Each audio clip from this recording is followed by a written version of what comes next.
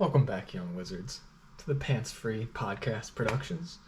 I'm Rich at Commander Capital, and today I'm going to show you my binder. Well, you know what? I didn't quite finish up the very last one. So let me see here. Where is that binder?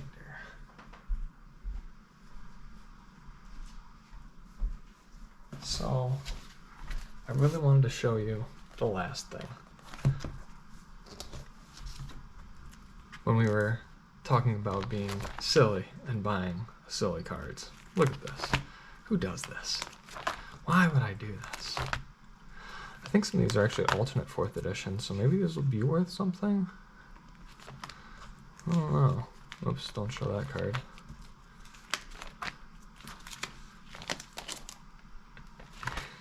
Yes. So these are alternate 4th edition, which I don't know if there's some market for, but it's like a weird, like waxy print of the cards. And I just picked up a bunch of these because, you know, why not? They're kind of cool. This is what cards looked like when I was a kid. Hey, this is the cards you had. You know, a bunch of white bordered. In 4th edition. And I guess it's a little bit revised back here. What a Timmy. Bought a bunch of Timmys. One more revised. Whatever, who does this? Okay. Point was, bought some silly stuff.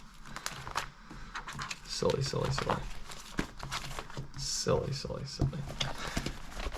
In the highs of GameStop and AMC to the moon.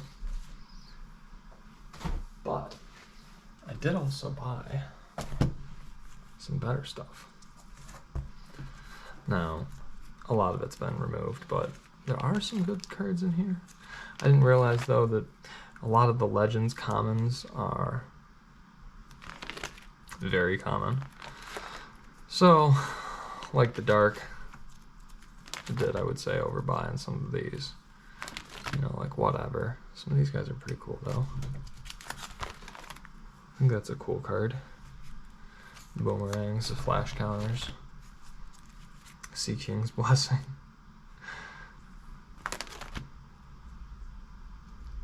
Teleport.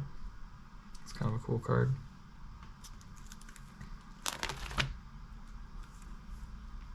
Gypsies. Whoa. At least you got a few, you know. If they're going to be banned, you might as well have them. Oh, I just think some of the cards look cool. I liked this era from back in this day. You didn't see a lot of these cards. A lot of them you did see. You know, a lot of these were reprinted. But you didn't see maybe like Moss Monster or some of these like Fire Sprites in this guy. You definitely saw the Giant, though, and the Gypsies. Winds of Change, I remember seeing the white bordered one, but not usually this one. People would play with that at the club, and I just didn't understand. I was like, wait, you lose the same number of cards that you get? Like, why would you? Yeah, I just didn't get it when I was a kid. The Chain Lightnings people would play with. I never had them. I always thought this card was cool because, like, the first, like, letter seemed to be, like, lowercase. But I think it was just, like, not... The first letter was actually not printed. It was, like, deleted accidentally. And so you just see the rest of the first word. But I think some of these cards just look cool from back in the day. And the way the ink kind of is off on the card a little bit. Just looks cool. Just reminds me of fun stuff. This is what Magic looks like to me. You know, I don't know why there's some mystical about, like, looking at this, like, this card especially. Like, wow, I don't know. Really like that one or this one. This one. This guy here, of course. Love to have a playmat like that. Or this one. Beautiful cards. This one's probably one of the nicest cards here, right? Everyone recognized the Spirit Link. You always had one, but it was a 4th edition Spirit Link and not a Legends Spirit Link. That one's worth a little bit more. Yeah, so some good buys, some wasted buys. There's obviously a lot of Legends I don't have, but I was able to pick up a little bit of it. I'm glad to have it. However, I'm not quite as glad to have the Legends as I am to have the Antiquities. Because this here, you never saw as a kid, these black bordered You saw the cards maybe, but you only saw the one art from Chronicles, and you never saw these in black bordered. You never saw this. Come on. So when I find a good buy, picked them up. A lot of these I didn't realize. Again, the print run on Antiquities Commons was just so high. I didn't realize these are actually just like, this is just, why would I spend, you know, I don't remember what I spent on them, but I just don't think these are good investment value. You know, as much as I bought, this was a little bit of the intoxication still, and even in Antiquities. Now I think cards like the rack for, you know, if you can get them for $5, Cursed Rack or the rack from Antiquities, nice condition. I think, you know, you got some potential here, stuff like this, but you know, that's a little bit of my gamble. That's kind of how I like to look at it. Antiquities is a little bit rarer, a little bit more fun. This card especially is good. I really think this is a good card actually. This Druid too, but like the Tree Folk, like whatever. I was so geeked about them when I bought them too. Oh yeah, those are gonna be like a bunch, but now like the supply is so high. The story is always the supply. How many are there? Rudy will tell you. Less supply, less downside risk. That's what you want. That makes a better investment. But what makes a really good investment is Arabian Nights. This here geeks me out. I love my tortoise. Trust me. But it's the whole set I like. The whole set. I don't know what it is about Arabian Nights. It's partly the supply, I promise, but it's partly the saber. I think the saber is just super cool. The Dan recently got bought out. That's exciting. I spent, I don't know, like $6-7 on these. I think they're up to like 30 or 40. So that's ridiculous. Got some June Freed, some Witches, some Raiders. Picked out some of the higher hitter cards and locked them up because I just don't want to have like a bunch of huge value cards. I want to have them locked up. Like Rudy says, you know, if the card's worth $100, it's got to be locked up. It's got to be in a safe. Like, you got a stack of $100 cards. You know, that's a few $1,000s real quick. Someone could just throw that in their pocket and you just never be able to replace that. So I try to lock up anything worth like $50 or more, but the prices do vary. The Bird Maiden's the card that I collect a lot. I think I told you about that. I do love them. It's one of the coolest cards I remember as a kid that kind of like caught my eye. Something about the color and the wings or something. The long hair. Love the Bird Maiden. My friend loved the Rook Egg when he was a kid. But we never had that card. At least I never did.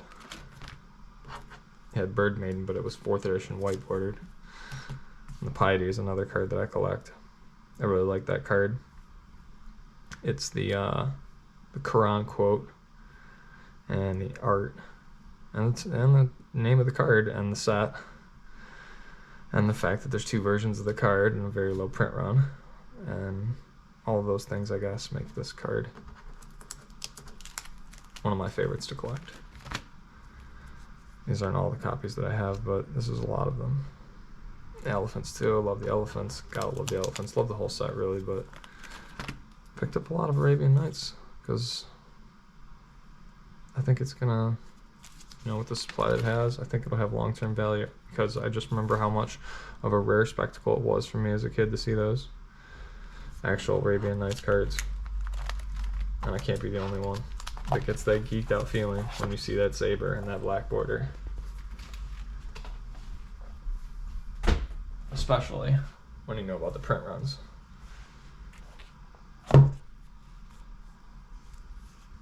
but the alpha print runs are even better. Now the first 2 pages here are just extra cards.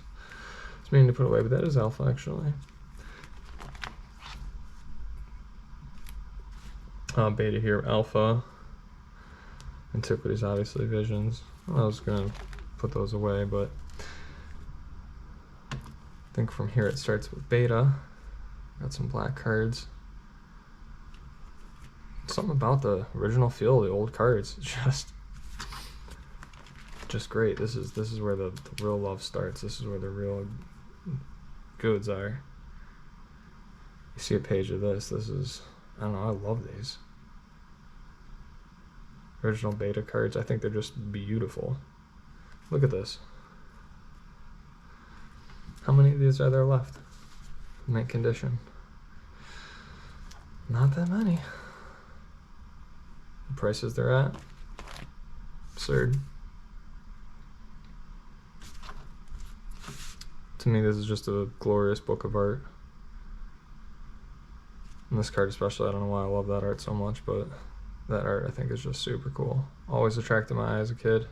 The spiders I collect, my mom was always afraid of spiders. The angels, I remember. The disintegrators I remember as a kid, but I never had a beta one, like, come on.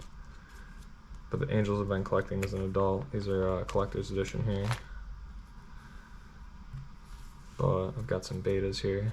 I think I showed you an alpha on a different page. The Holy Strength. Very iconic card. Stan Frazier from the Healing Salve. Very iconic. Just brings back old magic. I think here I just have a bunch of unlimited lands. Beautiful as they are, I'm not just going to spend a ton of time on them, but I do love these cards. I think these are, you know, due to do with, they're due to have the same trajectory that alpha and beta lands have, and I think alpha and beta lands have plenty to run as well. But given that these are the first white bordered islands like this, and this is the first, yeah, that's the first white border to that art too. I just think they're going to be, they're going to have value that's just going to keep going up. Here it is, you know, 2023, and people are talking about potential depression or recession or quantitative tightening and Fed pivot. And I just keep buying cardboard, you know, just keep buying the cardboard. I think the basic lands are, I don't know, I just don't want to miss them. Like, I remember alpha basic lands used to be $1, or beta lands used to be $1 or something, and it was like, I guess those days are gone. Here I got some cards that I did like to collect. This one, because of the choice of Wizards to not reprint this in Magic 30th, I think this makes a really good card to collect. But I always just like the art of this card. New pseudo reserve list that even if they break the reserve list and reprint the reserve list of Magic 30th, they still won't reprint this card. That's the kind of reserve list that card's on. It's a super reserve list. Unofficial. Got a bunch of Guardian Angels, gotta have them. But that's the old cards we collected. How about the new cards we collected? And that's where the binder comes into play. I know I keep teasing you, but let's go for it. I'm just playing. We're actually going to show it to you this time. So, I had just opened a couple of Commander decks. I got this binder for Christmas, and I opened a couple Commander decks, and was making some new decks to play with my buddies. And I figured I would show his kids some of these big creatures. You know, everybody likes a big 8/8. You know, who doesn't like a huge sea creature, or I think he even has a sea creature deck. You know, who doesn't like a 8/8 Kraken or a Star, you know, trample, you know. So I just want to show these to his kids at first. So that's why we got loaded with big creatures at the front here. Then I just grabbed to fill the binder up with some cool art. No big deal, no big deal. I think I just grabbed these again from like some Commander deck or something. Just wanted to fill the binder up at first here. This here is a Maze Vith that I've had for so long.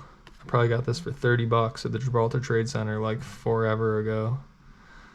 Maybe even less. You can see it's beat up. Yeah, I had that since I was a kid. I got one and I never let it go. It was so hard to find. Again, the dark was like just a set you didn't see much. So that symbol, you know, really meant something to me. That meant like this is a rare card you can't find. You have to, you know, the only way you can find that is at the Trade Center.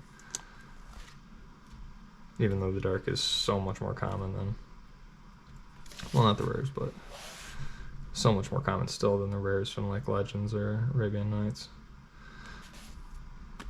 But I had an experience where me and my buddy, each bought a Commander deck, Commander booster box, and we split them each in half and opened half each. And so that's what we did this Christmas. We had a really great time. And here you can see we've opened Baldur's Gate. So those are the cards that I got from one pack, more or less. I pulled some of the cards out, but I tried to make it fit one page. So then here's the next pack and the next pack. And so these are basically the pulls I got from each pack. So this is basically a pack of Baldur's Gate on each page. Again, I pulled out like the lands and some other stuff, but more or less it's the big cards from each one.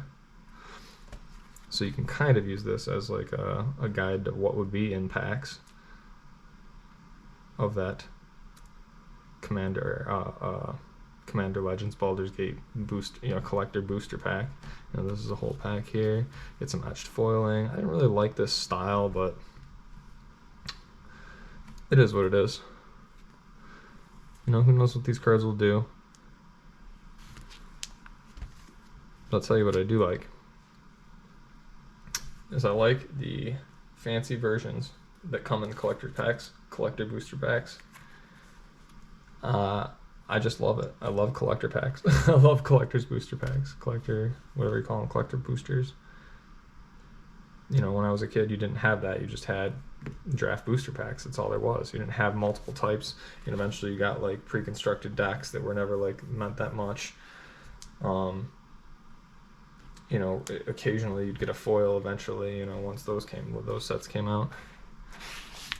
But this whole collector's booster pack thing is new to me, and I think it's an amazing thing.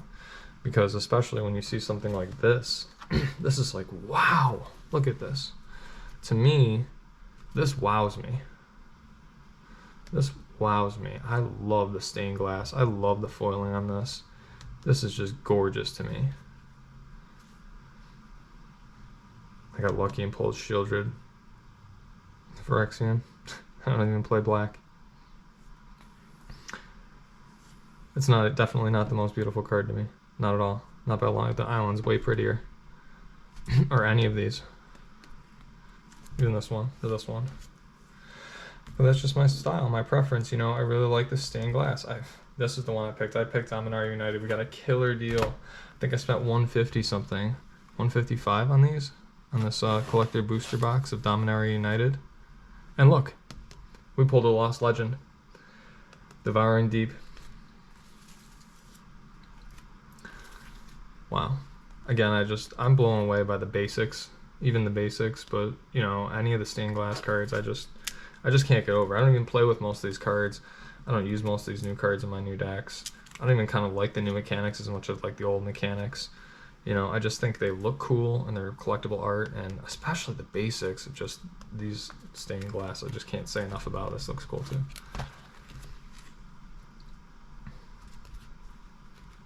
Yeah, there's just no way for me to overstate this, how much I feel, how strongly I feel about the stained glass. I think it has potential as a card. I think it's a beautiful concept. I've noticed some of the different, you know, themes of the different cards in the collector booster packs, and none of them do I like as much as those, except, okay. We also bought 2 packs of Infinity and opened one each, and I really do like the basics from Infinity also. Infinity I thought had a really cool theme. I think this is a really understated set, especially with the basics. Like the Galaxy foiling on the basics is just so good. I don't know if that's coming through. I picked up a couple more. I've put some extra cards back here. Can't remember exactly what happened for all this. Did I trade for these, or maybe these were in the packs? I can't remember. Might have traded with my buddy.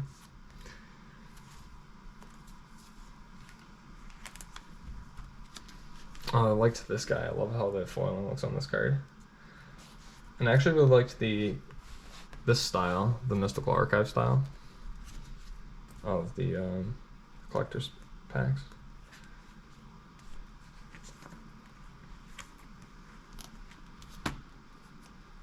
World Gorger. Makes an infinite combo with Riku. I love it. It's amazing. Very understated.